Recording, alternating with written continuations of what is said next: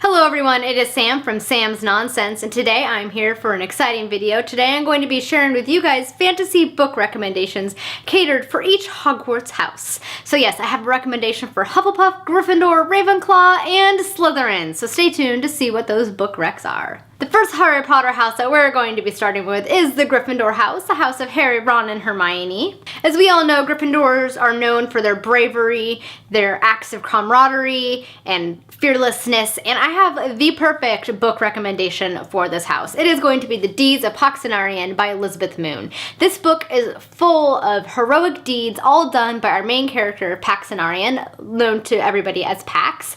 She is basically joined a mercenary company, and she's basically setting out to prove her name and to prove her worth, and she wants to be known for doing courageous and noble deeds, and this book starts out her adventure as it follows her starting out as a mercenary and all of the brave feats that she ends up doing throughout her journey. And it's definitely a heroic tale. It kind of reminds me a little bit of the old epic ballads from the Middle Ages, and it's one that I think many a Gryffindor would enjoy and find inspiration from. The next recommendation I have is for that wonderful blue and silver house, the House of Ravenclaw, also the House of Cho Chang. For this house, I'm recommending The Red Knight by Miles Cameron. This is definitely a book that really makes you think while you're reading it. There's a lot of different characters that are introduced, and all of them are interconnected in some way. There's a lot of things going on, there's a lot of moving parts, there's just a lot of things you have to kind of keep track of and really kind of think through and process while you're reading it. So it's definitely not a fast read by any means, but the way that the entire plot is woven together is just beautifully and masterfully done. And not only that, but also this book kind of harkens back to Arthurian legends, so it's really fun to draw parallels to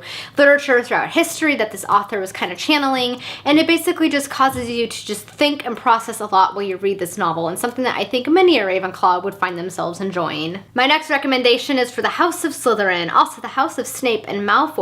For this house, I have chosen the Inda series by Sherwood Smith. This series is full of a lot of political intrigue, cunning characters, political machinations. The series follows several different characters as they all vie for both political and social power, and it basically shows how people use their own cleverness and cunning to kind of get ahead of everybody else, but also shows a lot of characters who are also kind-hearted and fight for the good of the people, because despite the stereotype, Slytherins are not all bad. You know, Malfoy was an exception here. So this is very much a novel that focuses on people's cunning and intuition and intelligence in order to kind of influence the events around them, and it's one that I definitely feel that many Slytherins would enjoy. And the final book I have to recommend to you guys is of course for the Hufflepuff house, which is also my house. I am a very proud Hufflepuff, and for this one I have decided to choose Traitor's Blade by Sebastian K. Castell, the first book in the Great Coat series. The reason I chose this book is because not only is it full of humor and action-packed moments, but it also focuses very much on the personal relationships of our three main protagonists of Falkio, Brest, and Casti.